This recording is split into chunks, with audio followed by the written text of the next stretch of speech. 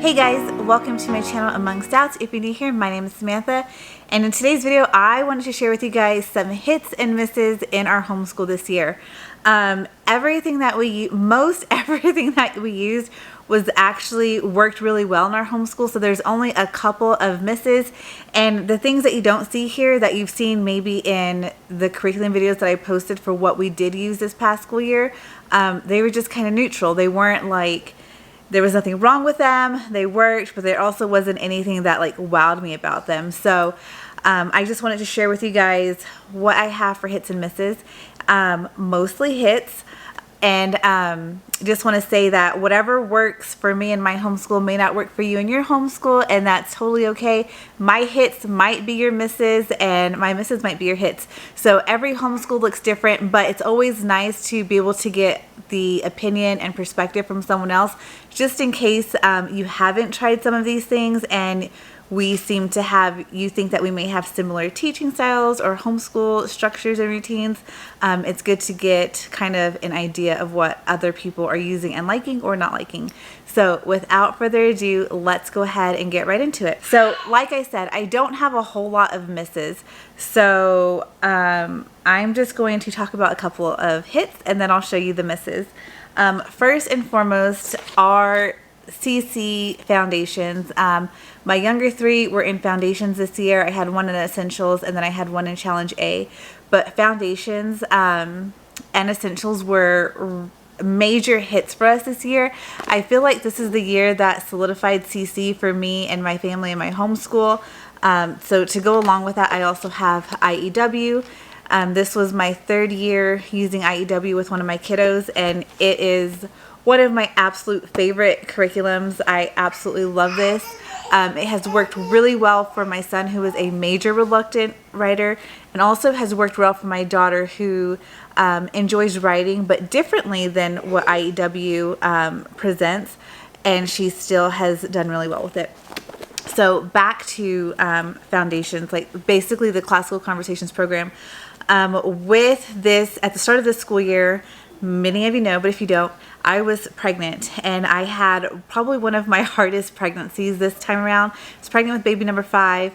I had HG, which I've had with previous pregnancies, but it was much worse this time, and it lasted for much longer. And so at the start of the school year, I was still in survival mode, and knowing that I had classical conversations and it was my spine gave me a ton of peace of mind, because I never felt like I wasn't doing school. Even if my kids weren't doing all of the extras that I tend to have for them, they were doing their foundations, the what we base our homeschool around, and it was more than enough. So I absolutely love that. My community was very supportive and all of that. So classical conversations was hands down a hit for us this year, and like I said, really solidified my family being in the program. So let's go ahead and talk about something else.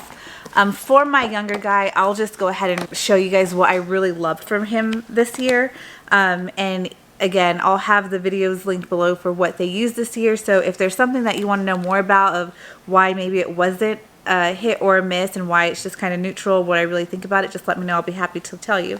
But a hit for him were these doodles and pre-writing for littles books. He really loved these. He feels really confident doing these. So these are a huge hit. Absolutely love these.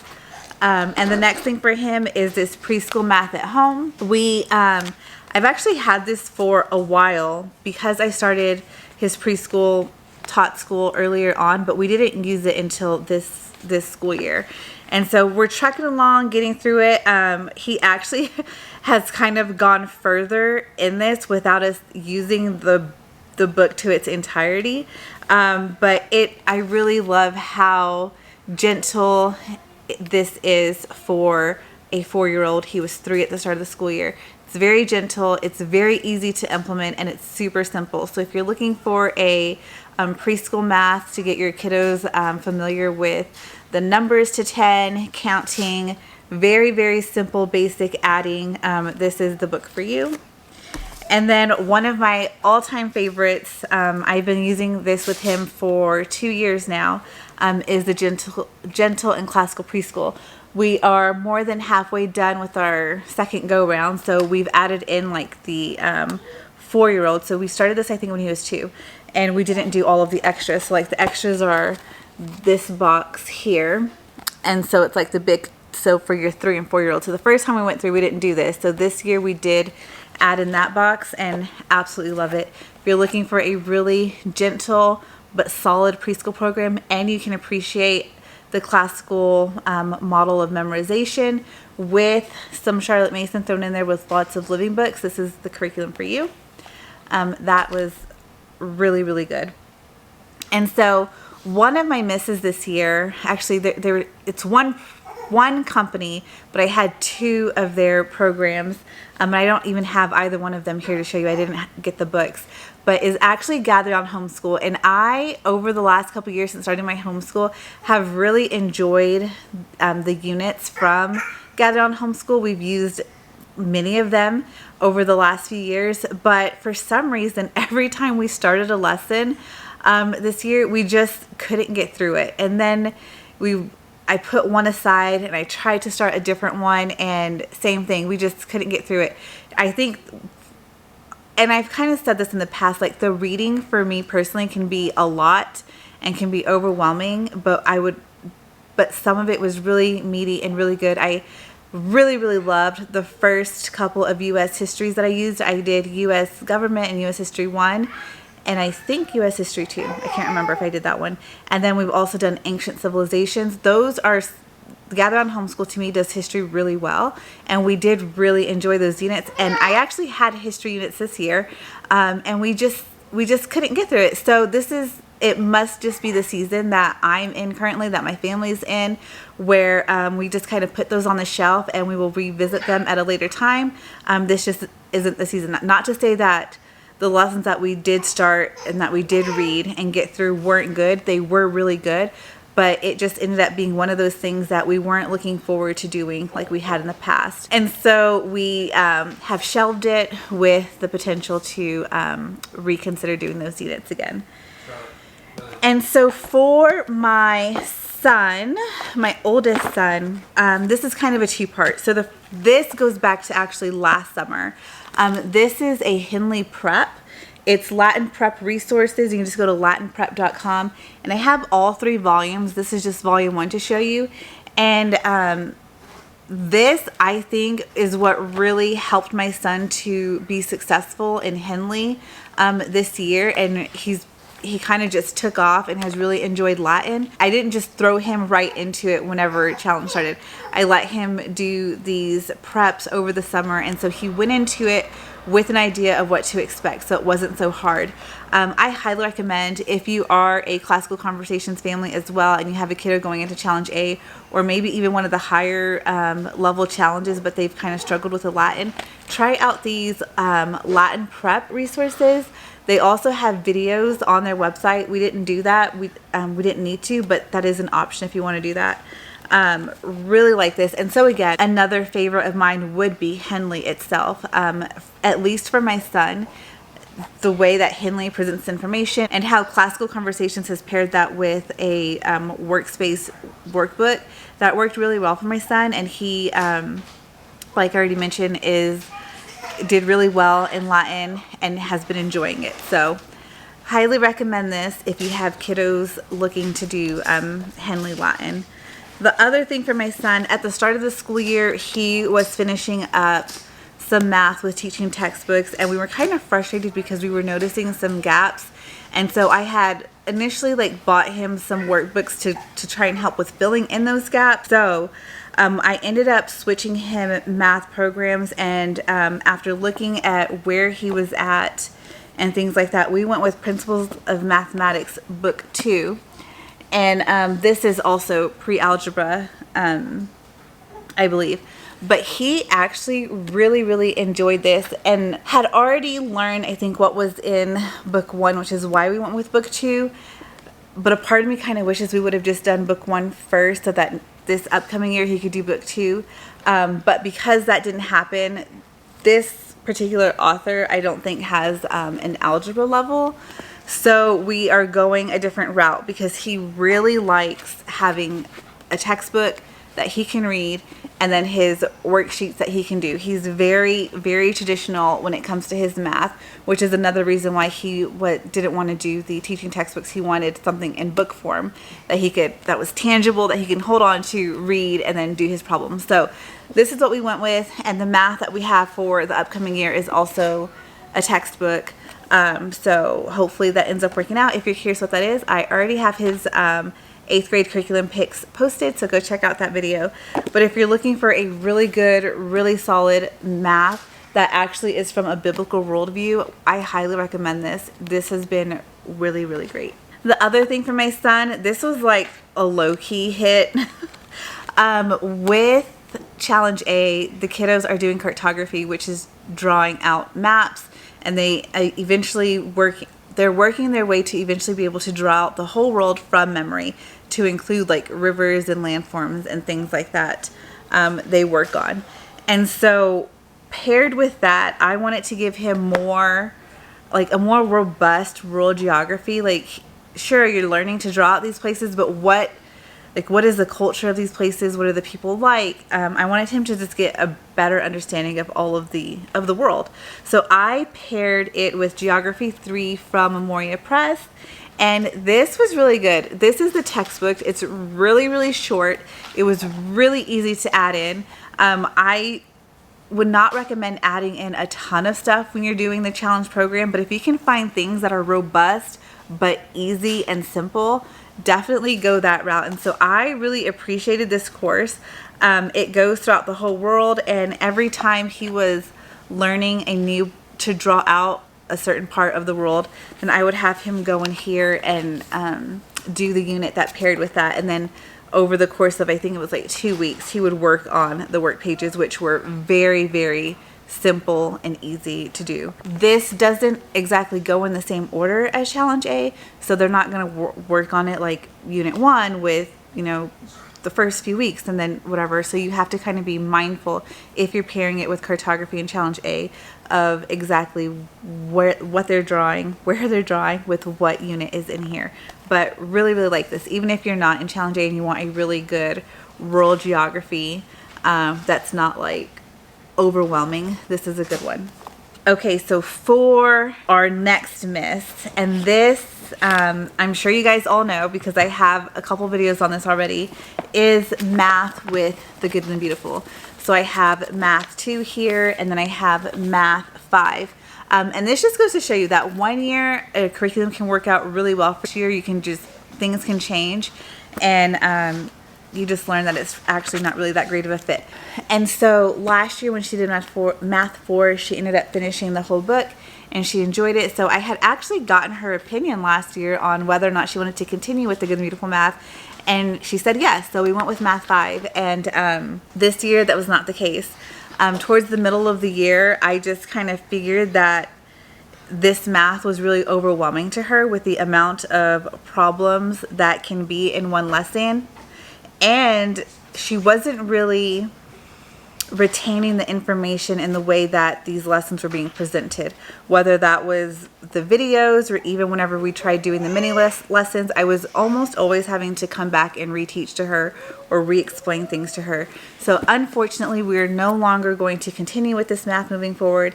And if you watched in her videos for next year, you already know what math she's using, which I'm going to talk about here in a second.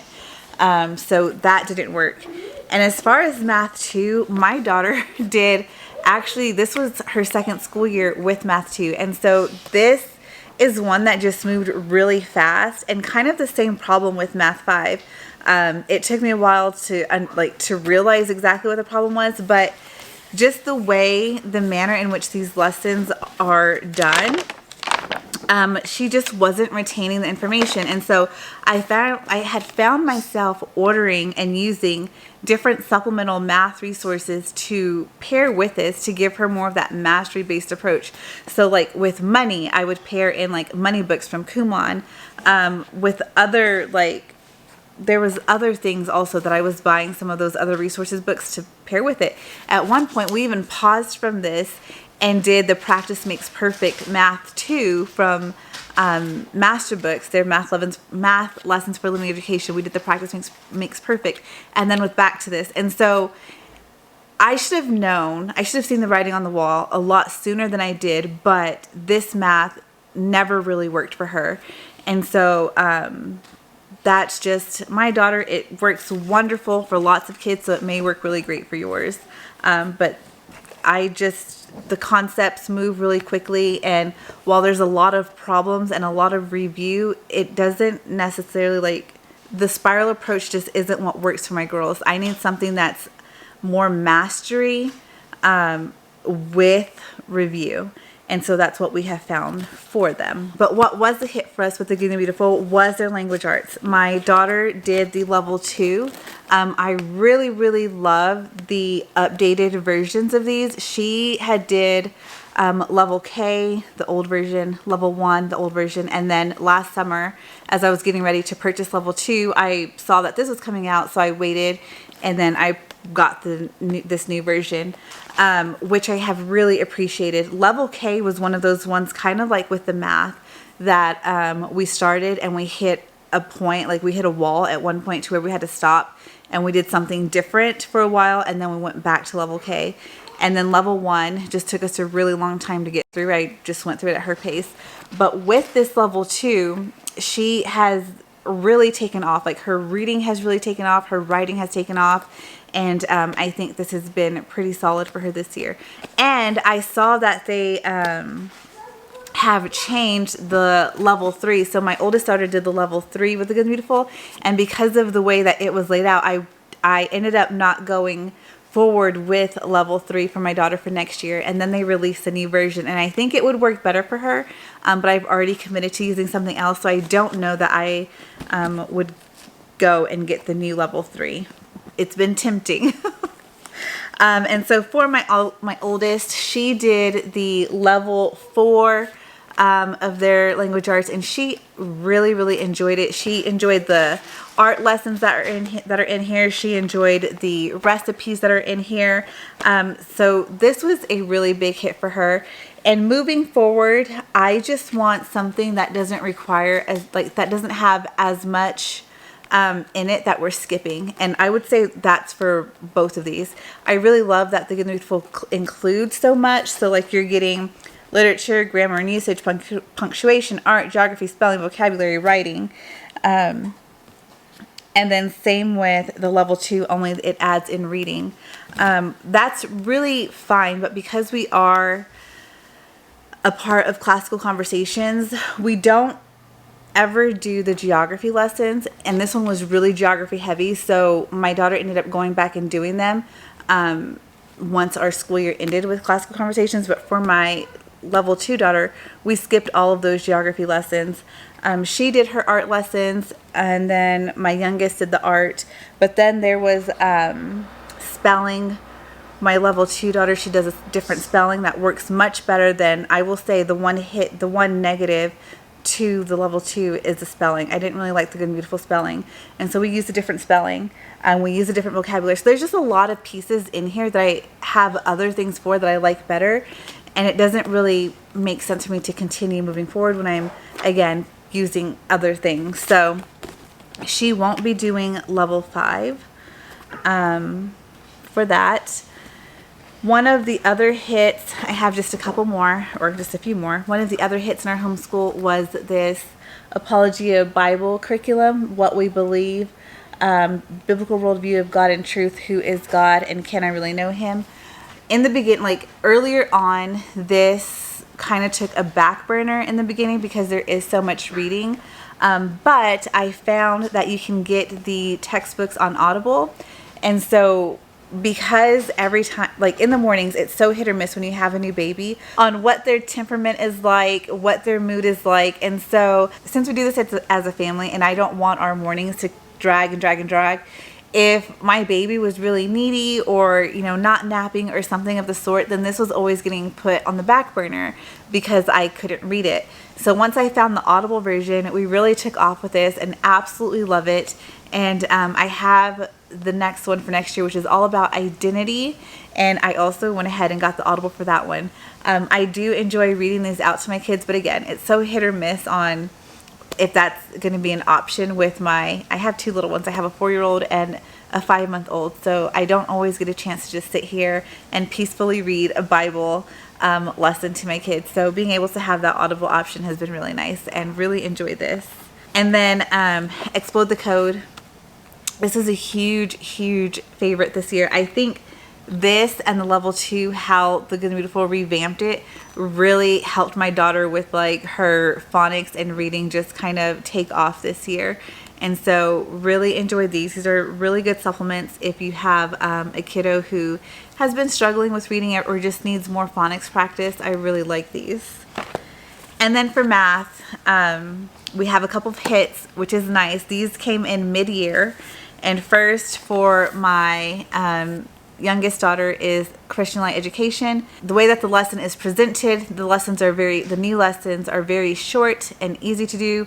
I love the speed drills. She absolutely loves the speed drills with that more memorization kind of a thing, more mastery approach.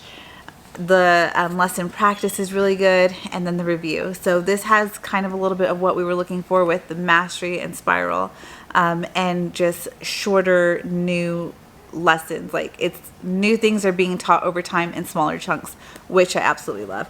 And there's not a whole lot to do, like with the activities in the Good and the Beautiful math. She did not really like those, but she doesn't mind the flashcards and the speed drills in this. So really been enjoying that. And then for my 5th grader, Life Pack Math has been such an answer to prayers.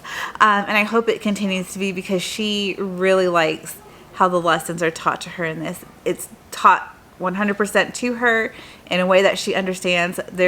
It's broken down in a way that's really easy for her to digest and understand.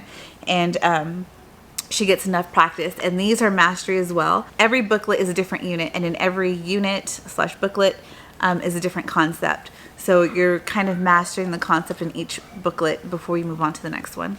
And that's just been really helpful for her. Whereas math, you see in the past how it's the one concept all year long. She didn't really enjoy that, but she likes that she can master it and then go on to a new booklet, which is a new concept. Whew. And that's all I have for you guys. Those are all of my hits and misses for this year. Like I said, there's a ton of other things that have been used in my homeschool this year, because I do have 4 kiddos that I'm homeschooling. So if you're curious about something, why it was a neutral or how I really feel about it, leave those questions for me down in the comments and I will be sure to let you know. I hope that you guys enjoyed this video and that it was helpful for you to understand just a little bit about the perspective I have and my opinion on some of these and why they worked or didn't work for us, and maybe that's helpful to you. So if you guys enjoyed this video, please go ahead and give it a like. If you aren't already subscribed to my channel, please go ahead and hit subscribe, and I will see you guys in the next video. Bye!